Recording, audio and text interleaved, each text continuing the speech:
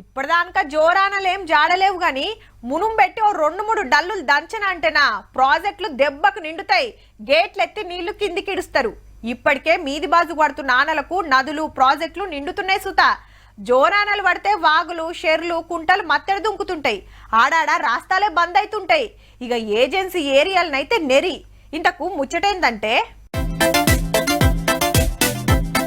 అటు ట్రాక్టర్లు మొరం పోసుడు అన్నలు నేర్పుడు, ఇటు ఇంకో ట్రాక్టర్ల మట్టంతో ఓ పక్కకు నూకుడు. అట్లా నీళ్లు చేసేది కరువు పని కాదు, ఊరోళ్ళంతా కలిసి కట్టుకుంటున్నారు కలవట్టు. హాగో అక్కలు అన్నలు పట్సోళ్ళంతా తలో చేసిండ్రు. ఐటీడీ అధికారులు ప్రాజెక్ట్ ఆఫీసర్ గారికి నేను నా దగ్గర 4-5 సార్లు కలిసి ఇచ్చినాం. ఆ ఊర్లోకి వస్తామన్నారు, అయినా ఊరు వరకు రాలేదు. ఆదివాసుల కోసం ఐటీడీఏ ఇంకా వేరే వాళ్ళ కోసం. ఇక 124 కుటుంబాలుండే ఊర్ల ఇంటికో 4,000 దాకా చందాలు వేసుకొని 2.5 లక్షలతోటి ఇట్లా కలవట్టు కట్టుకుంటుండ్రు. ములుగు జిల్లా ముత్తారమూరికి పోవాలన్నా రావాలన్నా ఒంటి వాగు దాటాలే. ఆనాకాలం వాగు వంగెనా అంటే అటోళ్ళటే ఇటోళ్ళిటే.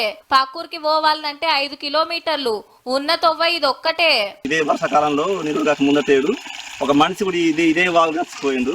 ఇక ఏం చేద్దాం, ఇట్లా చచ్చిపోతారనేసి ఇక ఈ మా సొంత డబ్బులే ధైర్యం చేసి వాగు దాటడానికి చూస్తే పానాలే పోతున్నాయి. అటు చూస్తే ఆఫీసర్లు లీడర్లు వచ్చుడు చూసుడు వెళ్ళిపోవుడు తప్ప ఏం ఫాయిదా అయితలేదట. మా గోస చూసి ఇప్పటికన్నా పక్కా బ్రిడ్జి కట్టియాలని కోరుతున్నారు. జర ఆలోచన చెయ్యండి సార్లు.